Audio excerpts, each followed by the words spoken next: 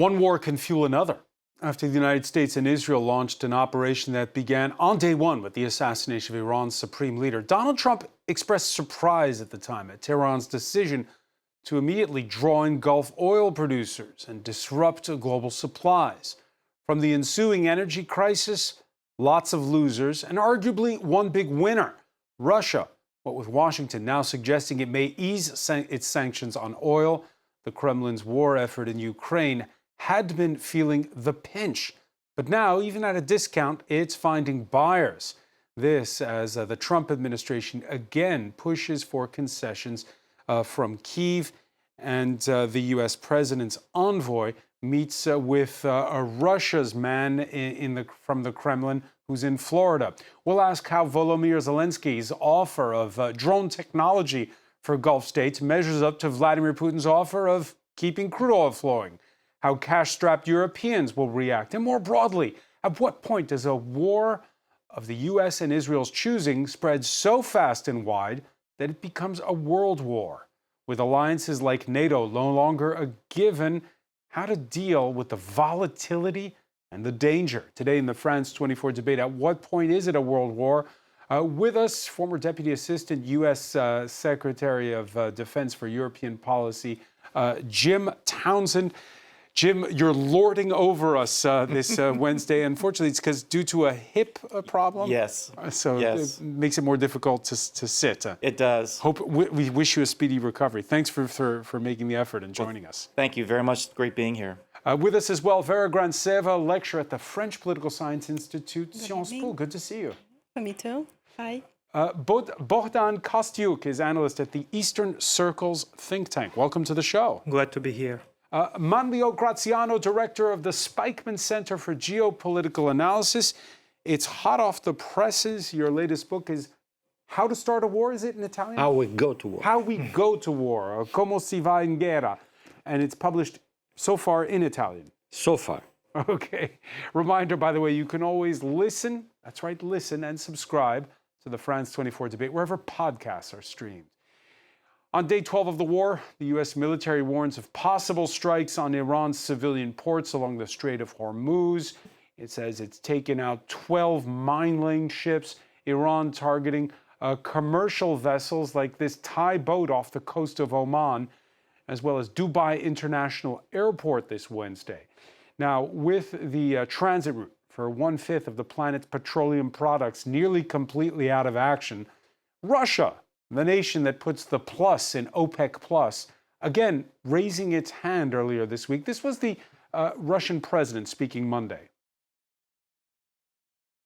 Безусловно, продолжим поставлять нефть и газ в те страны, которые сами являются надежными контрагентами.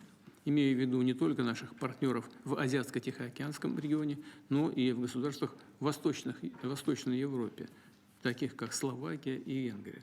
Yeah, Vladimir Putin in that clip who's saying we'll continue to supply oil and gas to those countries that are themselves reliable counterparts.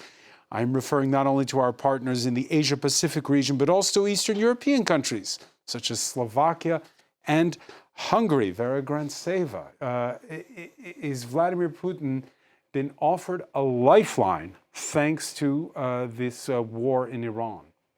I think in short perspective, Putin can use this opportunity to fill in some holes in his state budget, which is suffering so far very hugely from sanctions and which today attains a record deficit since 2022. But it's only in a short perspective. In a long perspective, it will largely depend on how long this war will continue and how other actors also will react. Which war are you referring to? War in Iran, war right. in the Middle East, because this war is now impacting hugely the global oil market. That's why Putin is trying to use this opportunity, because for him, today it's about 30% of Russian budget. For him, oil exportation, it's a very important source to continue the war in Ukraine. So he tries to use the this chance. But again, in a long perspective, I don't think that it will really help Putin to put out of the very profound crisis where the Russian economy is right now. And we should also remember that Russian-Chinese relations are more complex. China is very also intelligent and smart towards its oil reserves. So we know that China prepared oil reserves for 90 up to 200 days when the importation of oil is blocked. So China can also use this crisis to still not to put its economy in a problem. So it will be not easy for Putin to make a leverage on his main partners, India and China, who continue to buy Russian oil with huge reductions. Yeah, it's a globalized world, so the decisions in one part of the globe impact the whole rest of the planet. Jim Townsend, you heard there Vera mentioning India and China. Already last week, the U.S. Treasury Secretary said there would be a moratorium on India being able to import Russian oil. This easing of sanctions, is that going to happen? I think it's going to happen because this is one thing that is really important for Donald Trump, and that is to try to get the oil markets calm and get gasoline prices down. So anything that they can do to put more oil on the market, to get a lower cost, to lower the cost of gasoline, Trump's going to do that. So this is all about elections for him, and he's going to ease sanctions as much as he can. Bohdan Kostyuk, you heard Vera say, short term, a little bit of relief for the Kremlin. Long term, hard to say. How's Ukraine taking this news of, if Jim Townsend's correct, a possible easing of, again, oil sanctions on Russia? I think that the Ukrainian leadership stated that the lifting sanctions can be a major pushback from the sanction policy which was introduced by the United States and the European Union, because now in European Union is also talking about lifting some sanctions from the oil traders. But what is interesting here that the Putin is talking not only about oil but also about gas. And as you know, the European Union is preparing to ban the LNG gas from Russia from 2027. So Putin decided to play ahead, and he told maybe this is the right time to ban the LNG gas from Russia to in Europe and diversify this gas to China, India, the Philippines, for example. So it's not only about oil, but it's also about the gas. And again, we have Russia's top envoy, Kirill Dmitriev, who's right now, as we speak, in Florida. Donald Trump's been pushing for a new round of negotiations between Russians and Ukrainians. How does events in Iran change what's happening on the battlefield between Russia and Ukraine? Manlio Graziano. I don't know if there is something that changes on the battlefield, because after 4 years of war, Russians were able to conquer probably less than 20% of Ukraine. So it doesn't change very much.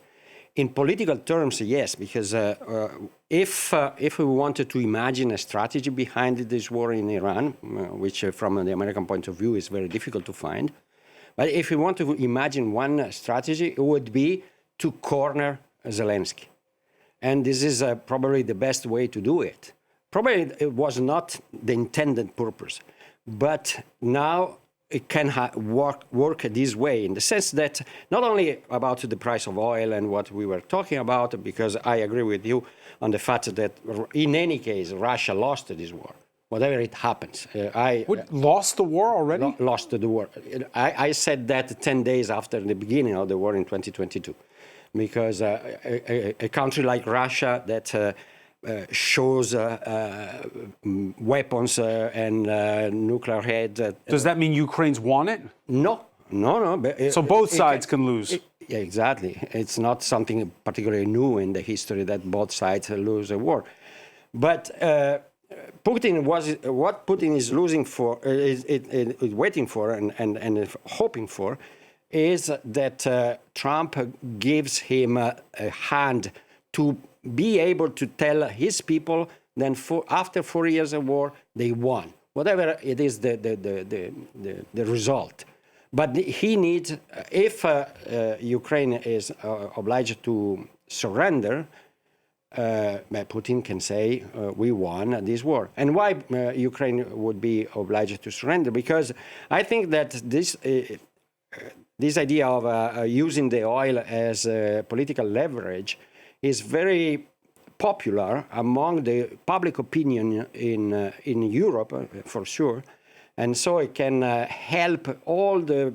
That's not what European leaders are saying in reaction. We heard both the President of the European Commission and the French President stating today that it would be a strategic blunder to start buying Russian oil again. Yeah, this is what they say today, but their public opinions probably they will push to open to the Russian gas, because you remember that we went from Middle Eastern oil after the crisis in 73 and 79 to Russia, because the Middle East was not reliable. Then after Russia is no longer reliable after 2022, and so we went back to the Middle East. Now we are again... And to the United States. Europe now imports a lot of liquefied natural gas. Yes, yes, but still the prices are not the same level that they were before the war in 2022.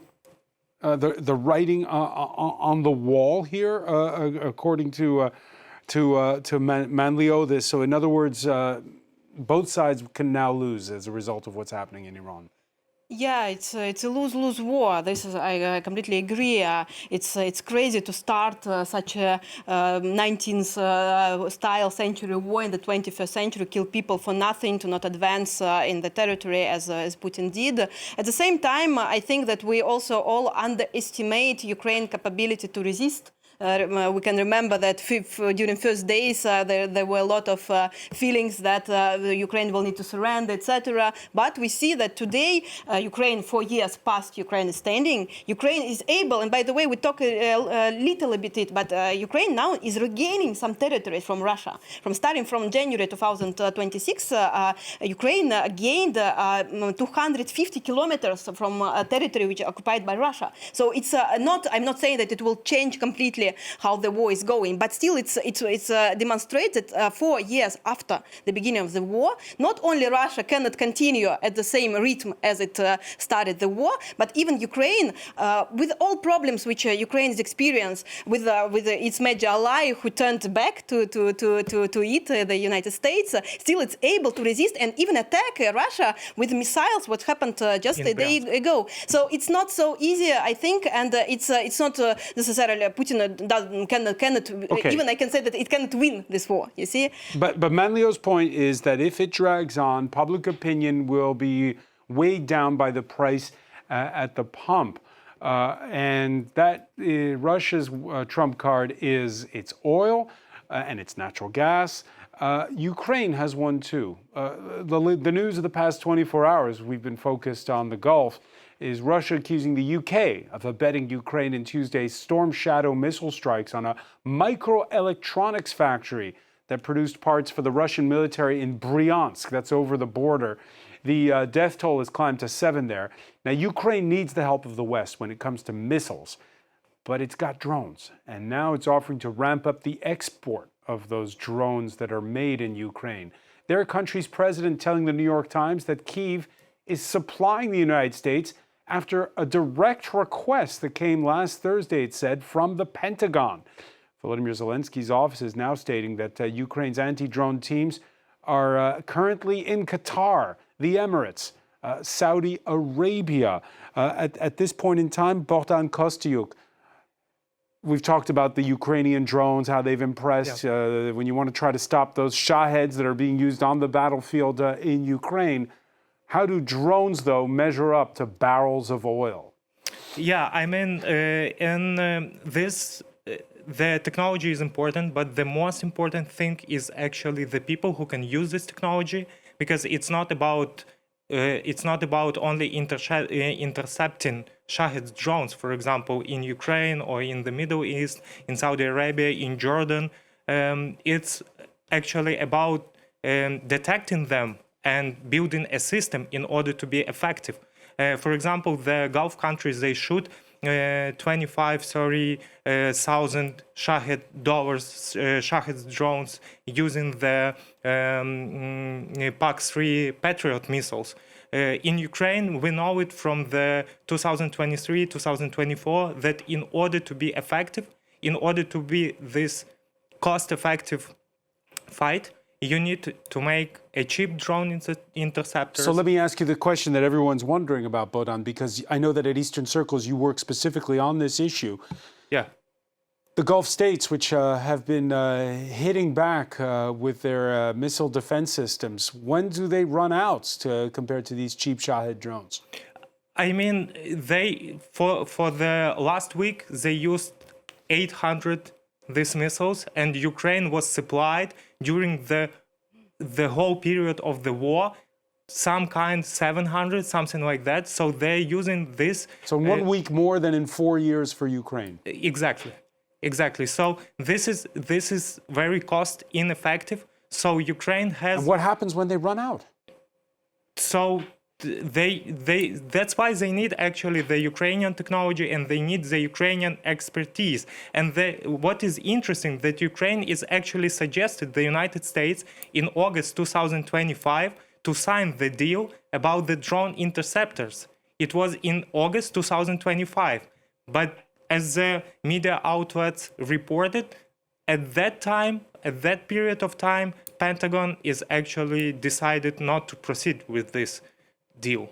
How exposed is the U.S. military in the Gulf right now, Jim Townsend? Well, that's the wake-up call, I think, for the U.S. military and for so many people in Washington and across the country, is that we're still fighting a war as we would have done it in the 1990s or 2000s. Patriot missiles, looking at air defense from airplanes, this type of thing. We certainly know drones, and we have drones, but it's exactly what was just said. It's the technique, it's the expertise that Ukraine can bring to train the Americans. Of those soldiers who were killed early on in the strikes last week, they were in a place that should not have been as open as it was. And if they had been Ukrainian, they would have been underground, that would have been protected, and that drone strike would not have had the impact that it did. It had that impact because we didn't know how to protect ourselves, and that's why we need to have Ukrainian help, not just in terms of technology, but as tactics and techniques too. So, go ahead. This is why I said that it's important actually to detect the drone, because now with the tactic of sending these drones out into the countries, into Ukraine or in Arab countries, they are flying like 40-50 meters above the ground. So actually you need the specific sensors, you need the acoustic systems in order to detect them first, and after that, only after that you can engage the target. Right. So, Jim Townsend, on this point, if that New York Times story is correct and that the Pentagon, late, as you say, the offer was made last August, put in the request for those Ukrainian drones. Again, if you're Pete Hegseth, if you're Donald Trump, who do you want to curry up to more right now? Vladimir Putin or Volodymyr Zelensky? Well, that's an interesting point, and I think in the Pentagon when they met, they weren't even thinking about currying up to either one. They were demonstrating this administration's hubris of disregarding other views, disregarding other suggestions. When the Ukrainians came to the Pentagon with briefing slides and they briefed on what they could provide and they would be happy to do this, I can just imagine at that meeting they were probably said, thank you so much for your interest in national security, we'll call you and we're the United States, we can take care of this and have a safe trip back. That's the way they are, particularly this administration. All right, on Tuesday, Fox News asked Donald Trump's envoy for both Iran and the war in Ukraine about reports that Moscow has been sharing intelligence with the Iranians about the U.S. military.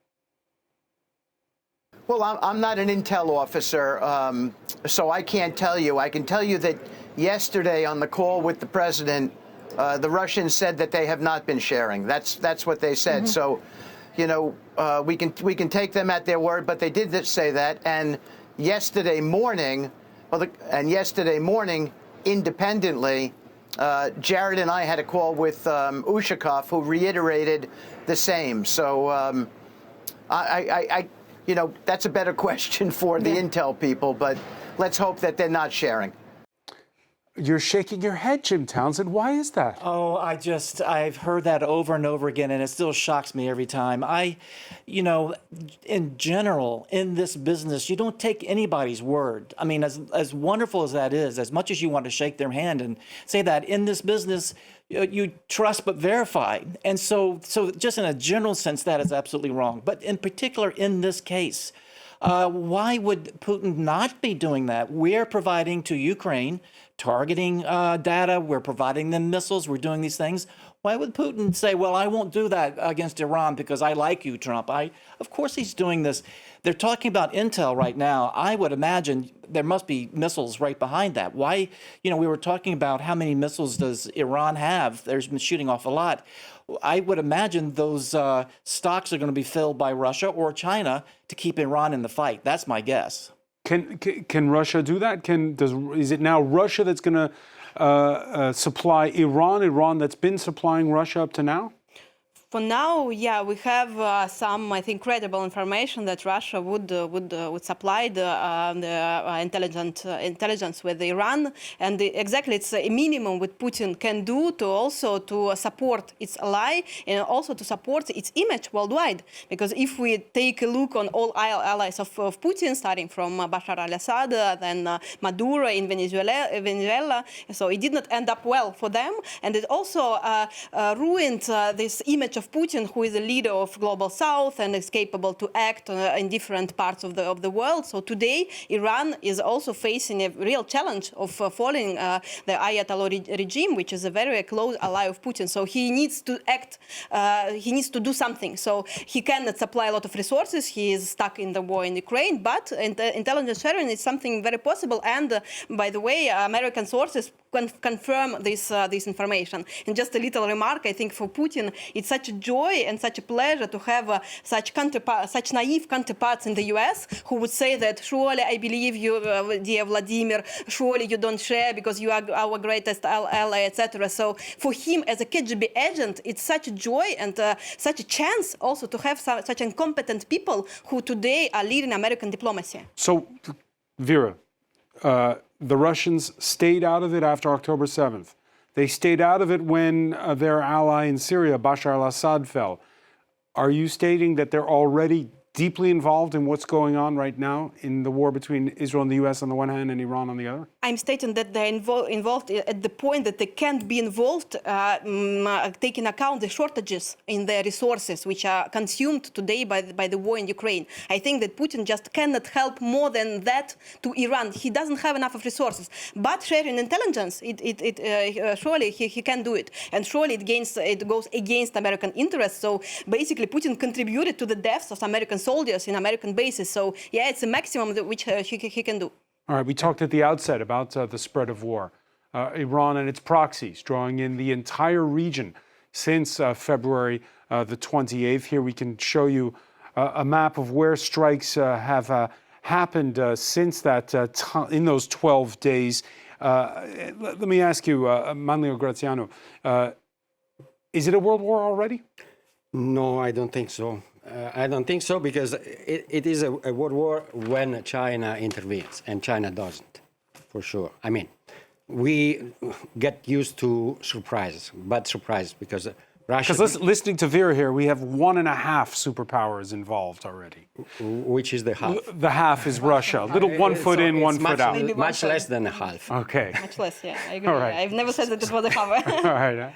So, no, I think that China is not intervening, and even Russia can share intelligence, for sure, for the reason that Jim expresses very well, but not missile. I mean, you listed some regimes that Russia abandoned, but we forgot, for example, Armenia as well, which is not...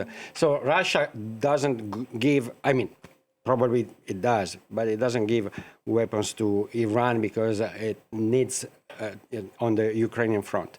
But what I was saying is that China doesn't have, probably not even the intention, but not the the possibility of intervening in this war. And as long as China is out, it's relative. It's in a relative term, because of course China is involved because of the oil, because of even of the slap in the face that received from this war. But it's not to the point to intervene to support Iran. The regime in Iran, I mean, it's so unpopular, it's so rotten inside that it's already very, very fragile. And I don't think that China or even Russia wanted to spend anything to support a regime that is almost already dead. And if it's a long war, again, China and India, they're the ones hit hardest, and I'm not even talking about the Southeast Asian nations who also need that oil and gas that's coming from the Gulf. Absolutely. This is one of the reasons why I don't think that it can last long. But also, for me, I mean, of course, I cannot make any hypothesis because I don't have the data, and I don't think that many people have. But the fact that the regime is so weak, I don't think that it can last very long. Not as a regime, because we saw in Venezuela what happened, and it can happen as him here. But as the material strength to continue this war, because it costs a lot, and Iran is completely destroyed from economic point of view, even more than Russia. So I don't think they can last. But they can make the Gulf a wasteland, and there's this question of whether more critical infrastructure will be hit. Bogdan Kostiu. Yeah, will be destroyed in the Gulf countries, and it's not only about oil and gas, for example, it's about fertilizers, and it's about the water supply. For example, Iranians hit the desalination plant in Bahrain, and this country, they are critically dependent on this huge, enormous desalinations plants on the in the Persian and Arab Gulf, which is what is interesting that, for example, in United Arab Emirates, some kind of the Russian supply Shahid drone was found with the marks Geran on them. So it's interesting, and I agree with Jim that Russians are supplying the intelligence to the Iranian. Why would they don't do that? They have the agreement between the countries, so they're just following the agreement they signed. So yeah, let me ask you, Bogdan, because you mentioned fertilizers, and we talked about whether or not critical infrastructure, which would punish everybody, will get hit. Desalination plants, oil depots, wells, what we saw when Iraq left Kuwait in 1991. Russia and Ukraine, despite 4 years of war, have had a modus vivendi, sort of, when it comes to their own exports of grains and fertilizers through the Black Sea. A lot of that gets sent through the Red Sea. What's going to happen there? Is any of that going to get through going forward?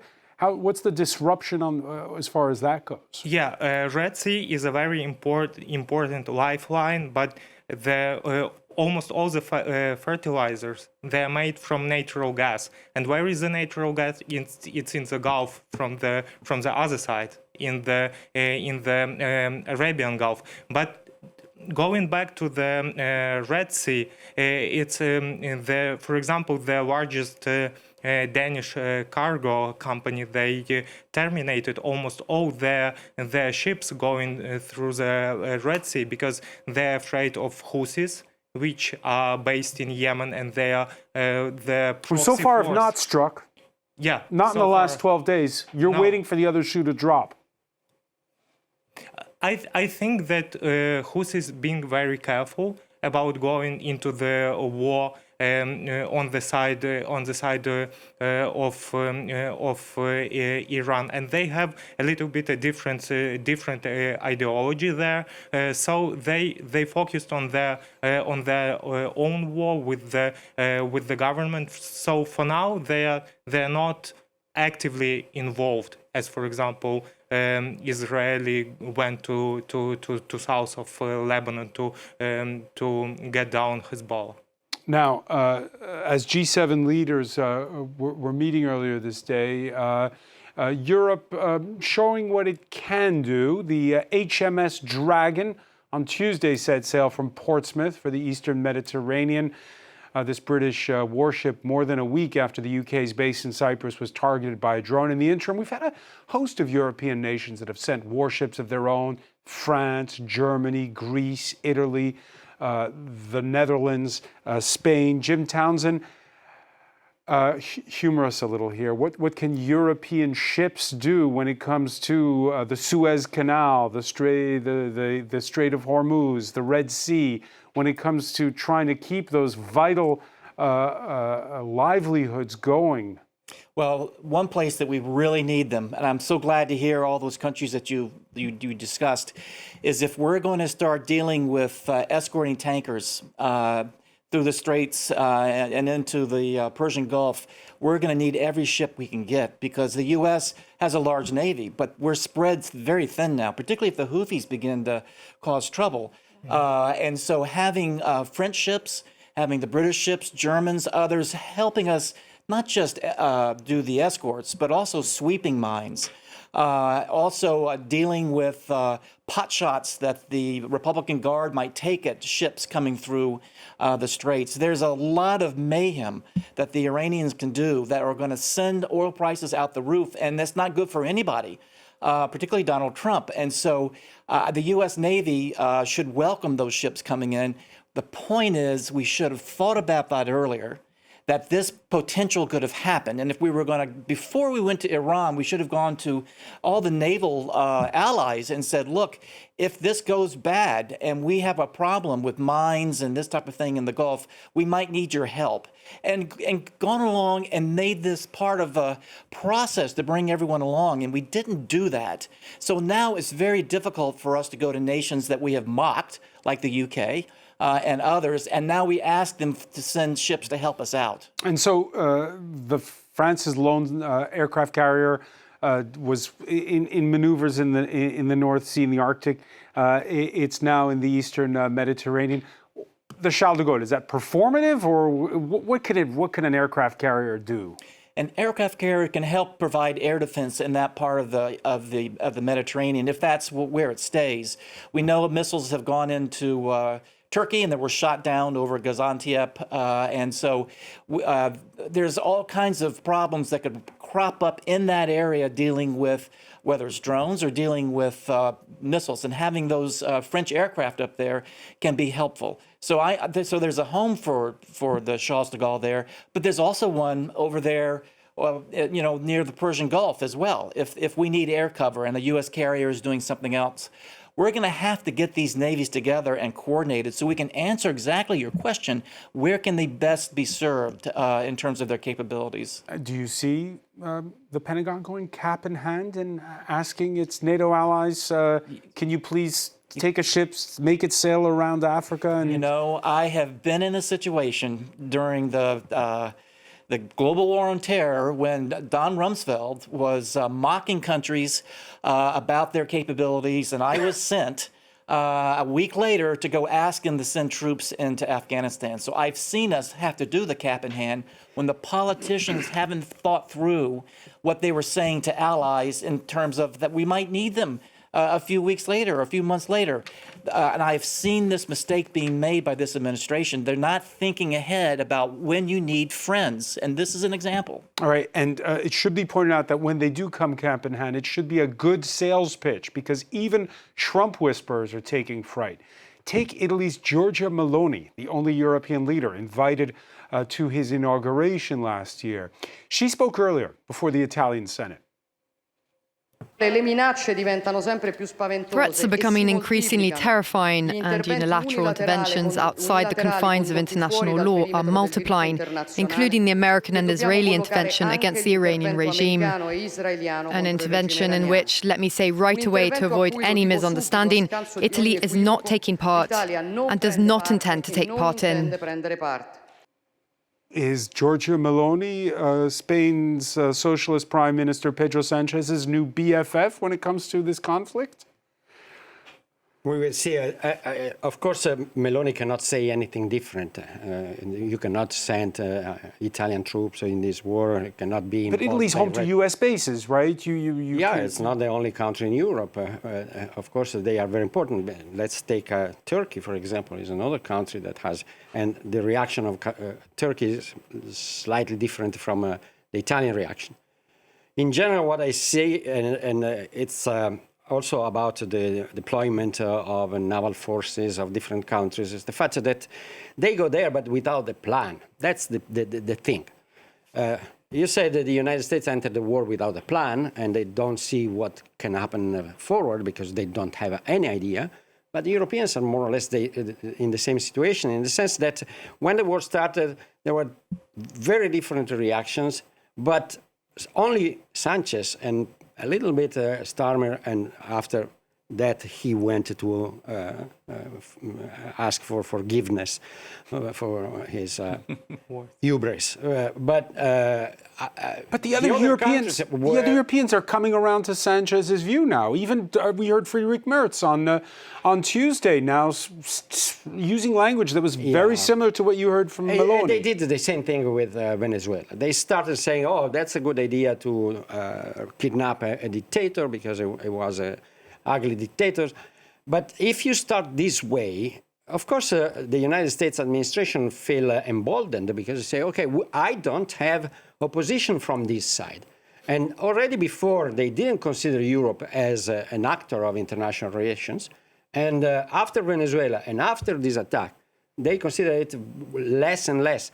So I understand that Giorgia Meloni is playing her role, and she still thinks that he can be the link between Europe and the United States because they belong to the same political family, if we can talk of political family for Donald Trump. Because, but this is her role. But the Europeans don't have. But is her role changing? Is my question now. No, this is. But if you not. She's not. That's not the sound of a Trump whisperer. No. She's saying we're not taking part in this war. Let me say it officially on the record. Nobody else who is saying we are taking part of this war. So it's not a specific position of Meloni has to take the balance between being in Europe and being the whisperer of Trump's ear. Jim Townsend. And Starmer was in that same place, too. He was seen as a whisperer, and he came out and said, you can't use our bases for this, and then suddenly that balance went haywire, and he had to...